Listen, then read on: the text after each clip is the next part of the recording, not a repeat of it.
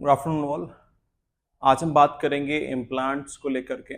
ठीक है, हम डिज़ाइन ऑफ इम्प्लांट की बात करेंगे, हम उसके कोटिंग और सरफेस की बाद में बात करेंगे।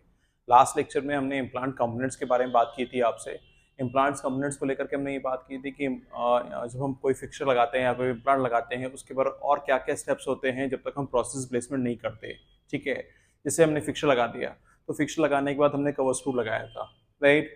After the implant has osseointegrated, then we have gone with the placement of a gingival former की बात की थी आपका। ठीक है, अभी हम इमीडिएट और डिलेट को लेकर के इतनी बात नहीं करेंगे आपसे आपसे बस ये बात करेंगे कि कैसे कैसे इम्प्लांट को हम रिहैबिलिटेट करते हैं विद दी प्रोसेसेस फ्रेमवर्क के साथ। ठीक है, उस पर क्या क्या और स्टेप्स हमें देखने पड़ते हैं।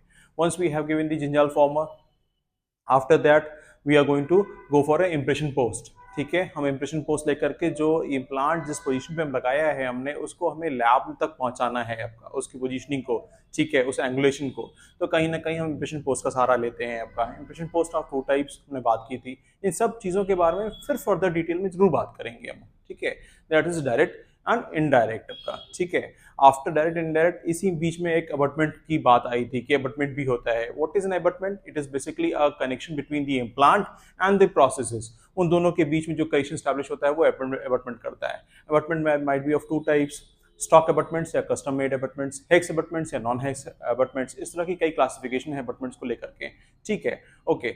जब हमने इंप्रेशन पोस्ट से ट्रांसफर कर लिया है तो अब इस इंप्रेशन पोस्ट पे एक इम्प्लांट एनालॉग आता है जो कि एकदम इम्प्लांट के एनालॉगस होता है आपका। ठीक है, उस इम्प्रेशन पोस्ट के ऊपर इम्प्लांट एनालॉग को लगाने के बाद हम उस पर कास्ट को कर देते हैं।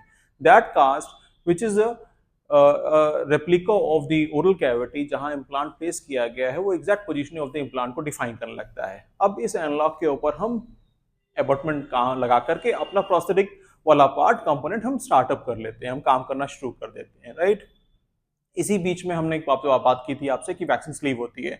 इन case we need to customise the abutment then we require a waxing sleeve आपका। ठीक है, अच्छा। इसके पास में ही कहीं ना कहीं हमने आपसे प्रोस्थेटिक्स के बारे में बात की थी कि प्रोसेस लगाते हैं और प्रोसेस को रिटेन करने के लिए ग्रेटिंग स्क्रू होता है। ठीक है, ये सारे पार्ट्स हमने लास्ट लेक्चर में कवर किए हैं।